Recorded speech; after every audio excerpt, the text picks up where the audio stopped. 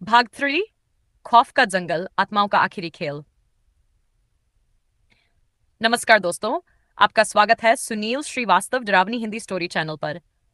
पिछले एपिसोड में आपने देखा कि रोहित अपने दोस्तों को बचाने के लिए हवेली तक पहुंच गया, लेकिन उसे वहां उनके भूतिया अक्स दिखे।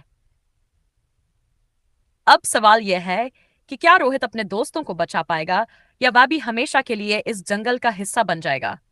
जानने के लिए बने रहिए इस भयानक कहानी के तीसरे और अंतिम भाग में।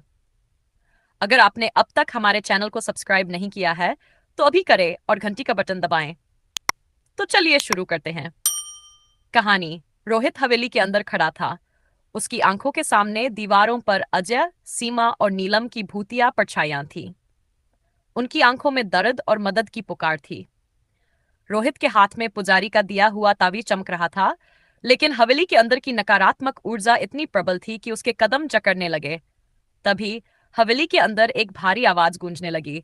अगर तुम इनकी आत्माएं वापस चाहते हो तो तुम्हें मेरी शर्त माननी होगी। रोहित कांपते हुए बोला, तुम कौन हो? तुमने मेरे दोस्तों को क्यों कैद कर रखा है? छत से एक काली परछाई उतरी और उसकी आंखों में आग जल उठी। मैं इस जंगल का मालिक हूं। जो भी यहां आता है वह मेरी दुनिया का हिस्सा बन जाता है।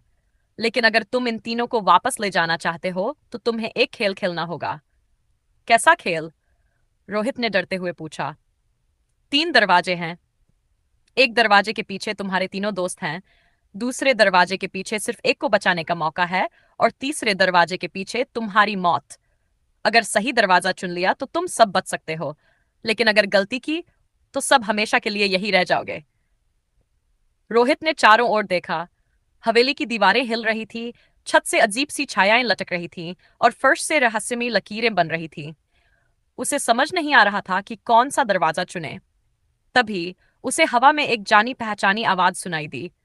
नीलम की धीमी फुसफुसाहट। रोहित ने आंखें बंद की और अपनी पूरी हिम्मत जुटाकर बाएं दरवाजे को खोला। जैसे ही दरवाजा खुला, एक तेज रोशनी फैली और हवेली हिलने लगी। अजय, सीमा और नीलम अचानक रोहित के सामने आ गए। उनकी आत्माएं शरीर में लौट आई, लेकिन अभी भी खतरा टला नहीं था। वह काली परछाई क्रोधित होकर गरजी, तुमने मेरा खेल में दिया, तुम्हारी मार दिया, अब कोई भी यहां से जिंदा नहीं जाएगा। लेकिन रोहित ने छत से तावीज हवा में घुमाया और जोर से मंत्र पड़ा। हवेली की दीवारें दरकने लगीं, काली परछाई चिल्लाने लगी और देखते ही देखते वह धुएं में बदलकर गायब हो गई। जंगल से एक रास्ता खुला और रोहित अपने दोस्तों के साथ वहां से भाग निकला। जैसे ही वे जंगल के बाहर आए, हवेली और पूरी डरावनी दुनिया अचानक गायब हो गई, मानो कुछ था ही नहीं। दोस्तों, ये थी हमारी आज की खौफनाक कहानी, खौफ का जंगल, आत्माओं का आखिरी खेल। क्या आपको रोहित का साहस पसंद आया? अगर हाँ तो वीडियो को लाइक करें, कमेंट में बताएं कि आपको कहानी कैसी लगी और इसे अपने दोस्तों के साथ शेयर करें। अगर आप ऐसी ही और डरावनी कहानियां सुनना चाहते हैं तो हमारे चैनल सुनील श्रीवास्तव डरावनी हिंदी स्टोरी को सब्सक्राइब करें और घंटी का बटन जरूर दबाएं।